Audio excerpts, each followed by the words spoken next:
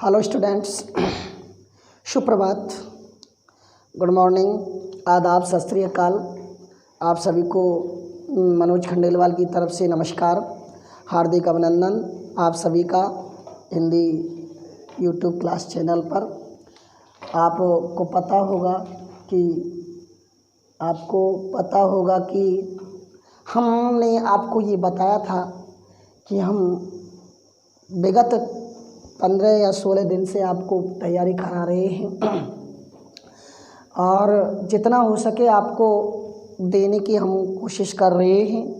लेकिन उस पढ़ाई का फ़ायदा तभी है जब आप कुछ ना कुछ अपनी तरफ से एक्स्ट्रा लेने की कोशिश करें।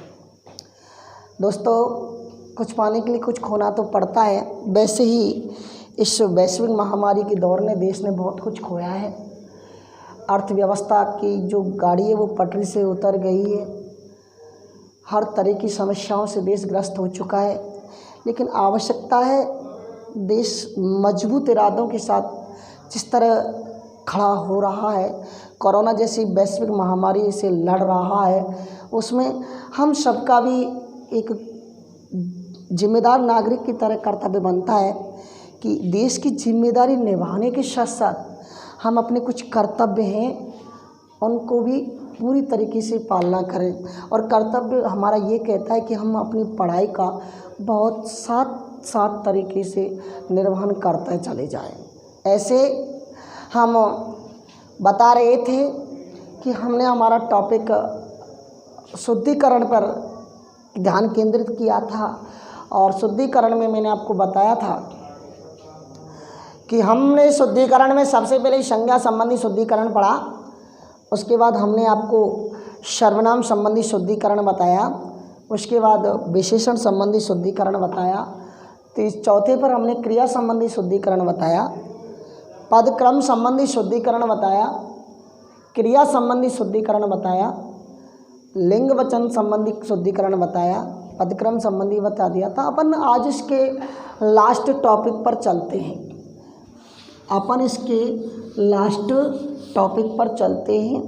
और इस टॉपिक को अपन समाप्त कर लेते हैं।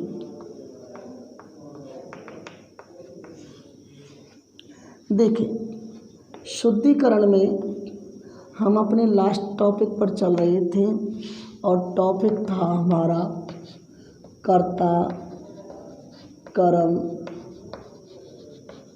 संबंधी। देखो, कर्ता कर्म संबंधी में क्या है, अपन एक एक बिंदु देखते चलते हैं। पहला पॉइंट देखना, यदि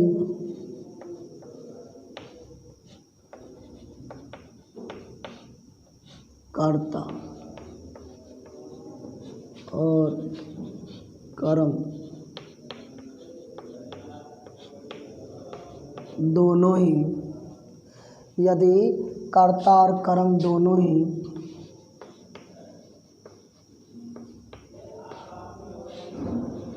विभक्ति कारक चिन्ह सहित दिए गए हों तो क्रिया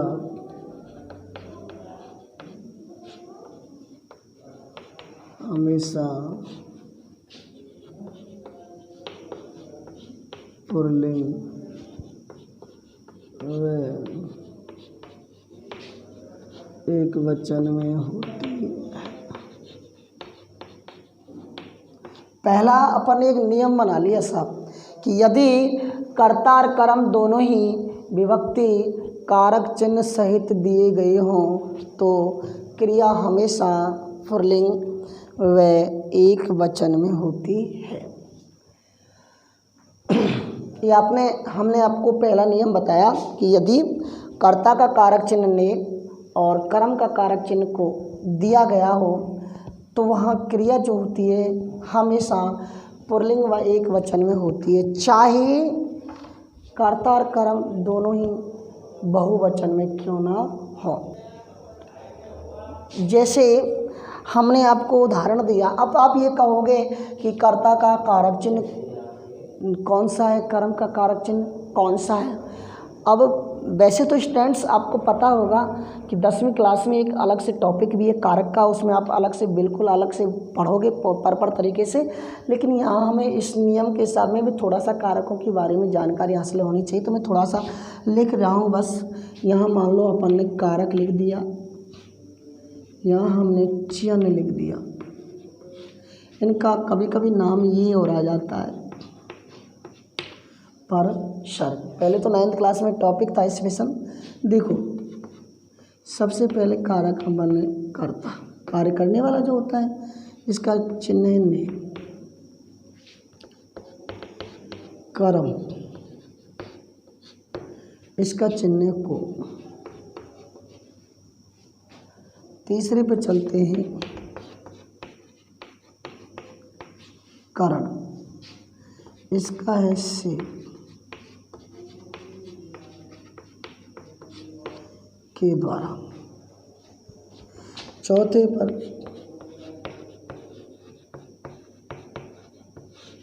संप्रदान के लिए।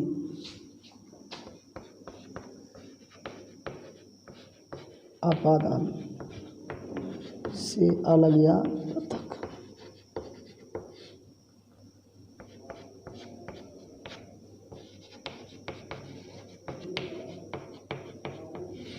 अधिकरण में पर के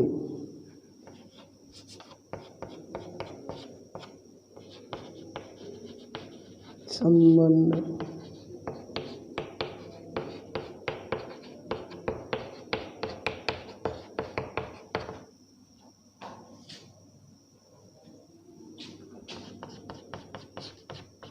संबोधन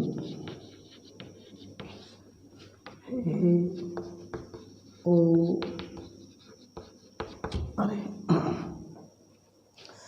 कर्ता ने कर्म को करण से संप्रदान के लिए अपादान से पृथक अधिकरण में परपेश संबंध काकी के रार्य संबोधन में हे ओ अरे। ये 8 हमने आपको कारक लिखे, इनके चिन्ह भी हमने आपको लिखाए हैं। अब देखो कर्ता का तो है ने और कर्म का है को।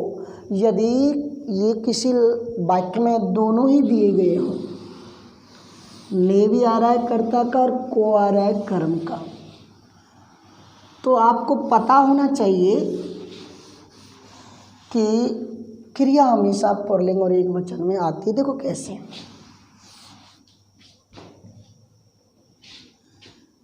ऐसे लिख दूं मैं, राम ने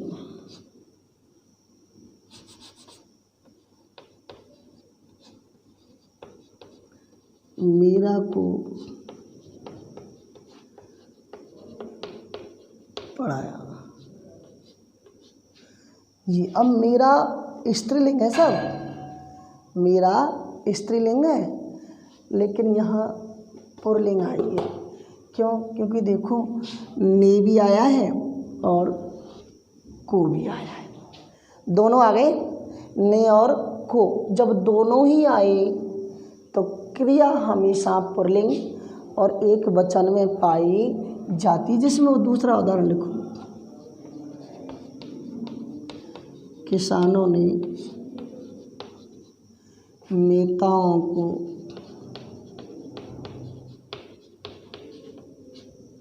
समझाया, या नेताओं ने किसानों को समझाया। देखो ये भी बहुवचन में अनेक किसान थे, ये भी बहुवचन में अनेक नेता थे, लेकिन क्रिया एक वचन में। इस हिसाब से तो ऐसा होना चाहिए था, समझाए, लेकिन क्रिया एक वचन में। अर्थात जब कर्ता का कारक चिन्ह ने कर्म का कारक चिन्ह को आता है तो क्रिया हमेशा पुल्लिंग और एक वचन में आता है। जिसमें यूँ कहूँ, अंग्रेजों ने भारतीयों को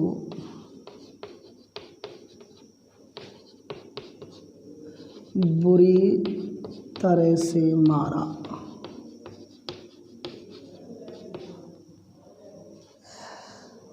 ये हमने आपको उदाहरण दिए। अब इस उदाहरणों में साफ दिख रहा है कि ने और को अगर कहीं दिया गया है तो वहाँ क्रिया हमेशा एक वचन व पुल्लिंग में होती है। एक उदाहरण आपका एक नियम पूरा हुआ कि नहीं हुआ। अब देखिए जिसे इसके उलट चलते हैं अपन।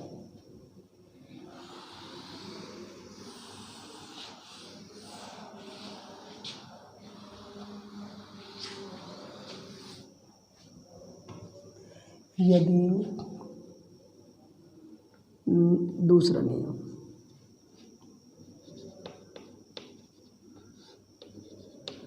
यदि कर्ता कारक का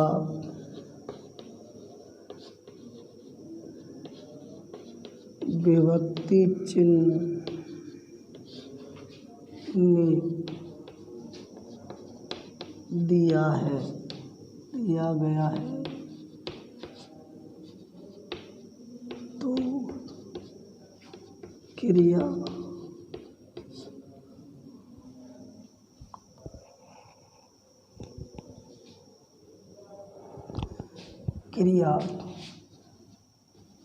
कर्म के अनुसार,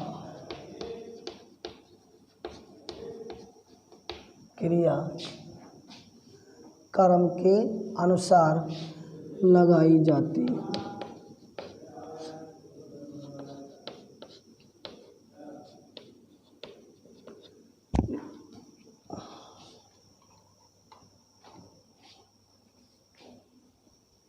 जैसे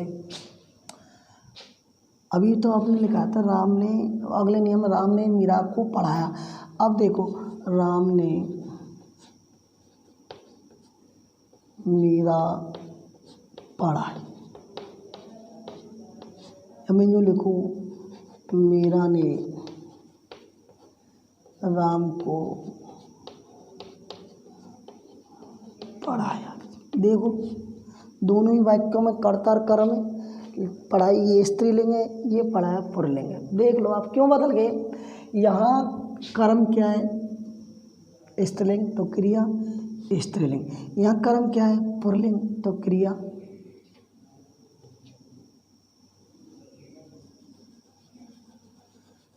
यहाँ क्रिया क्या है पुल्लिंग। क्यों, मीरा ने राम पढ़ाया तो यहाँ ने नहीं आया है, को नहीं आया। जब ने नहीं आता है तो क्रिया कर्म के अनुसार बदल जाता है। या मैं यूँ कहूँ कि राम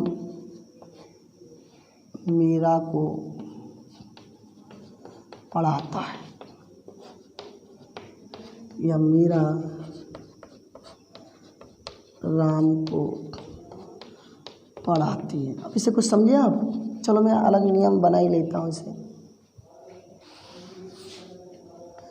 तीसरा नियम देखें, यदि कर्म कारक का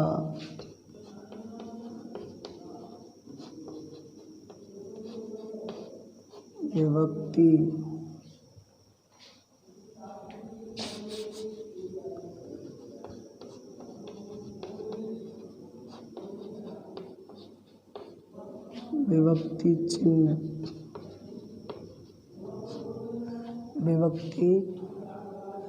चिन्ह को दिया गया हो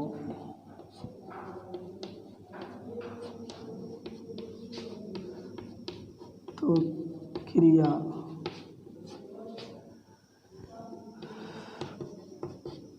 कर्ता के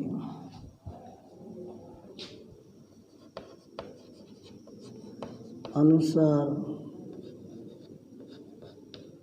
लगाई जाती है। ध्यान से सुनना दूसरा नियम क्या कहता है। दूसरा नियम ये कहता है यदि कर्ता कारक का विभक्ति कारक चिन्ह ने दिया गया है तो क्रिया क्रम के अनुसार लगाई जाती है। जबकि यहाँ ये दिया गया है कि यदि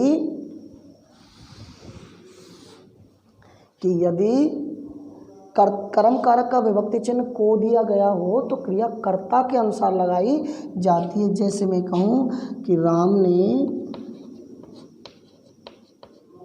राम शीला को पढ़ाता है।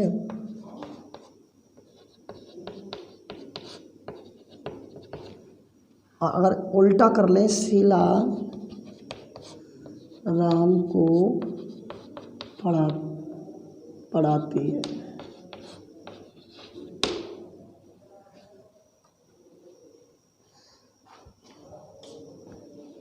समझ में आ रही है मेरी बात? देखो आप यहाँ कोई को आया है को, तो क्रिया हमेशा देख लो कर्ता के अनुसार है। यहाँ क्रिया कर्ता पुल्लिंग के अनुसार, यहाँ क्रिया कर्ता स्त्रीलिंग के अनुसार लगाई, जबकि ऊपर वाले में क्रिया स्त्रीलिंग कर्म के अनुसार, क्रिया पुल्लिंग कर्म के अनुसार लगाई जाती है। इस तरह हमने आपको 3 नियम बताए कि यदि ने और को दोनों लगे हुए हैं, ने और को दोनों ही लगे हुए हैं तो क्रिया हमेशा पुल्लिंग एक वचन में आती है। केवल ने ही नहीं लगी हुई है तो क्रिया कर्म के अनुसार आती है, और कोई को लगा हुआ है तो क्रिया कर्ता के अनुसार बदल जाती है। ठीक है, अब आगे चलते हैं चौथे प्रकार पर।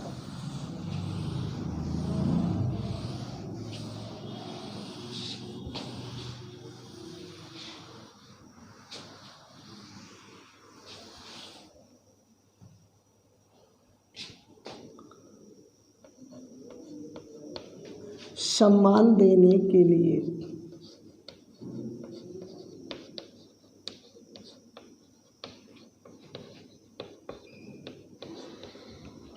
अपनों से बड़ों के लिए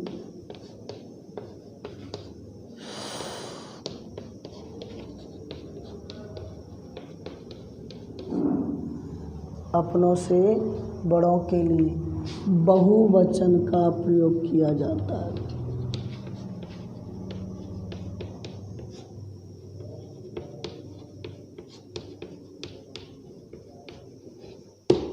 बहुवचन का प्रयोग किया जाता है। मैं कहूँ हमसे जो बड़े हैं, चाहे वो सिंगल वे में आ रहे हैं, लेकिन वो अगर हमसे बड़े हैं तो सम्मान देने के लिए हम उनके लिए बहुवचन का प्रयोग करते हैं। देखो कैसे, और उनका ना ये शब्द भी मैं लिखना भूल गया कि उनका सर्वनाम शब्द भी बहुवचन में प्रयोग किया जाता है। जैसे मैं जैसे लिख दूँ कल हमारे पापा जी आएंगे। ऐसा आप देखो आएंगे बहुवचन में, ऐसा नहीं कल हमारे पापा आवेगो, कल हमारे पापा जी आएंगे।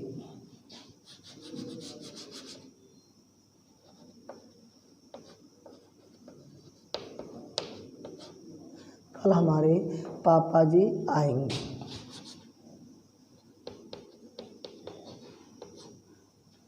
अब देखो क्रिया बहुवचन में है का नहीं, क्रिया बहुवचन में है का नहीं, जबकि वाक्य तो एक वचन में था, लेकिन ये पापा जी हमसे बड़े थे, इतने पापा तू कब आवेगो, आएंगे। और अब देखो इसका बहुवचन अपन देख लेते हैं, और बे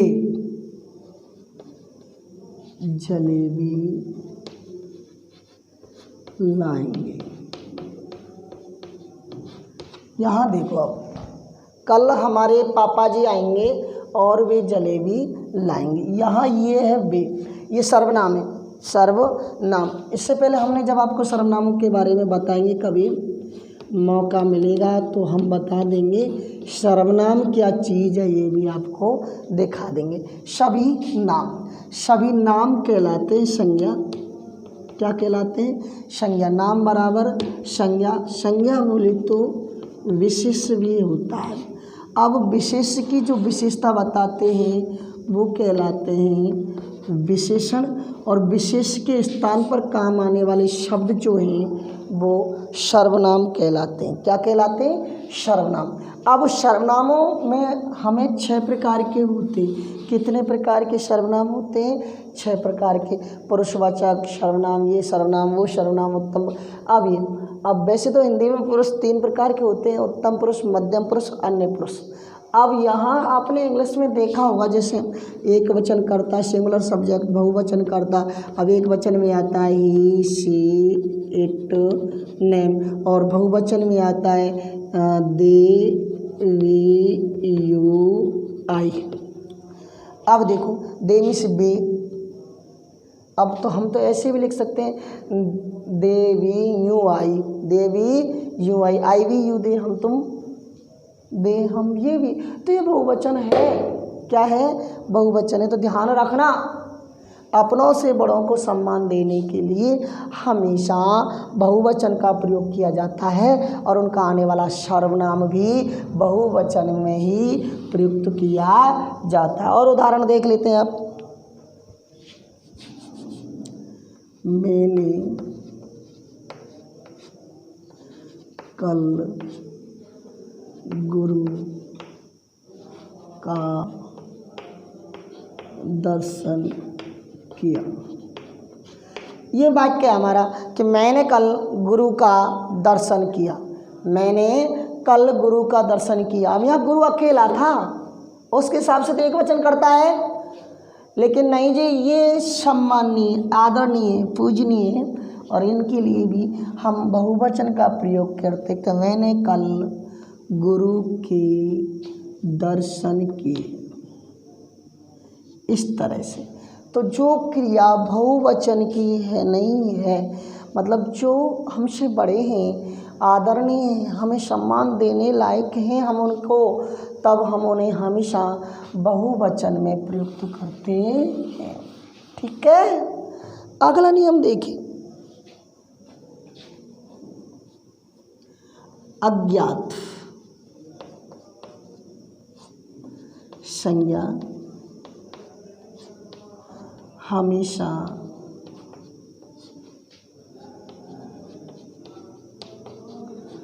पुल्लिंग में व्यक्त की जाती है।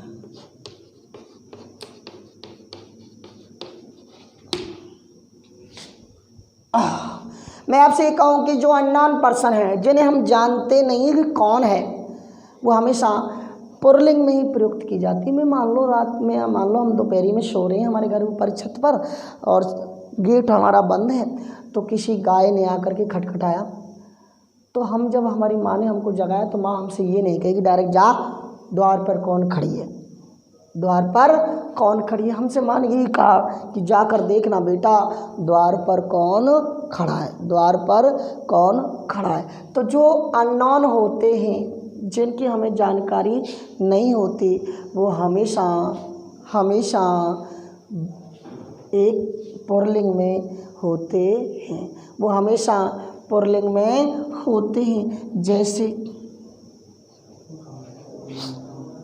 बाहर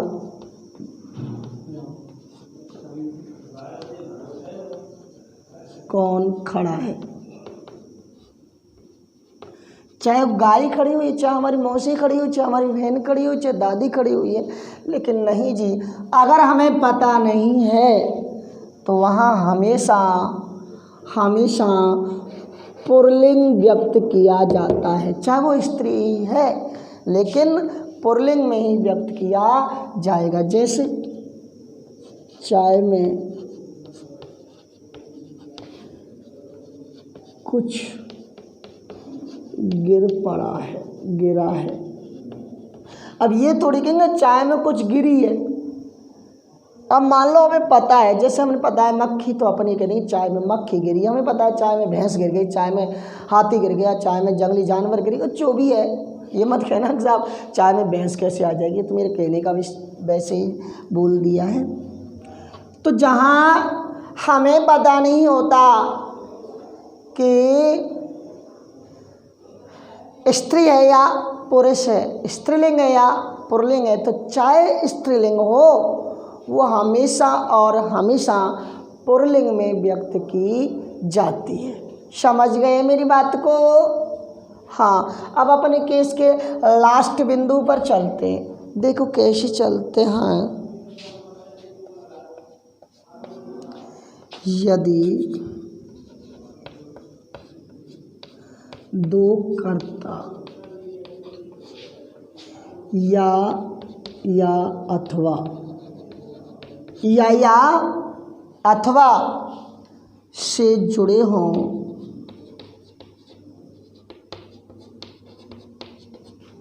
तो क्रिया हमेशा अंतिम कर्ता के अनुसार, क्रिया हमेशा अंतिम कर्ता के अनुसार लगाई जाती है। यानी दो कर्ता आ गए और दोनों कर्ता या अथवा से जुड़ गए तो क्रिया जो लगेगी वो हमेशा अंतिम कर्ता के अनुसार लगाई जाती। जैसे मैं कहूँ राम या सीता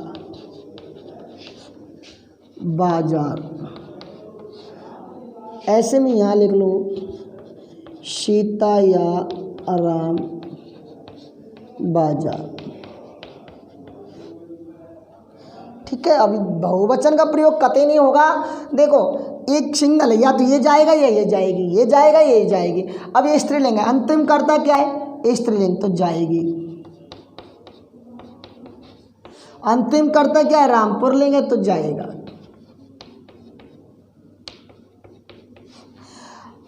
तो मैंने कहा था यदि दो कर्ता या अथवा से जुड़े हुए हों तो क्रिया हमेशा अंतिम कर्ता के अनुसार लगाई जाती है। इस तरह से आज हमारा शुद्धिकरण जो टॉपिक है समाप्त होता है। मैंने आपको बहुत डीपली बताया है और बहुत ही सरल तरीके से आपको एक्सप्रेस किया है, व्यक्त किया है, ताकि आपकी बहुत अच्छी तरीके से समझ में आ जाए। क्योंकि टॉपिक अपने आप में कोई भी सरल नहीं होता, कठिन बनाने की बात होती है। हम सरल टॉपिक को भी कठिन बना सकते हैं और कठिन टॉपिक को भी अपन सरल रूप में समझ सकते हैं। दोस्तों, आवश्यकता आज इस बात की है कि पूरा विश्व जब वैश्विक महामारी के दौर से गुजर रहा है तो इस चुनौती को आप चुनौती ना मान करके आप इसे एक अवसर के रूप में अपने अंदर ग्रहण करें और इस तरह माने कि भगवान ने आपको एक अवसर दिया है, दुनिया के सामने अपने आप को जाहिर करें, अपनी क्वालिटी को प्रदर्शित करें और दुनिया को बताएं कि कोई भी वैश्विक महामारी हमें अपने उद्देश्य से भटका नहीं सकती, हटा नहीं सकती, डिगा नहीं सकती, क्योंकि हम वो चट्टान हैं जो किसी भी तूफान से टकराने का मादा रखते हैं। आइएगा दोस्तों, इन्हीं शब्दों के साथ, इन्हीं शुभकामनाओं के साथ कि आपका भविष्य उज्जवल हो, मेरी शुभकामनाएं आप सभी के साथ प्रेषित हों, अग्रेषित कर रहा हूं और भगवान से यही प्रार्थना कर रहा हूं कि आप घर पर रह कर के स्वस्थ रहेंगे, स्वस्थ होंगे, पढ़ाई कर रहे होंगे और अपने टॉपिक को पूरी तरीके से दत्तचित होकर के, ध्यान मग्न होकर के पढ़ रहे होंगे। जब दुनिया का ध्यान अन्य वस्तुओं की तरफ है तो मैं यही उम्मीद करता हूँ कि इस कोरोना जैसी महामारी के दौर में जब हमारा ध्यान कोरोना की तरफ है, इस जिम्मेदारी को भी हम बखूबी निर्वहन करेंगे, साथ ही अपने कर्तव्य का भी पालना करेंगे। तो दोनों चीज़ें हम साथ साथ लेकर के चल रहे हैं, आप भी लेकर के चल रहे होंगे। तो मैं मनोज खंडेलवाल आप सबके इन्हीं शब्दों के साथ आपके उज्जवल भविष्य की कामना करने के साथ विदा लेता हूँ। धन्यवाद।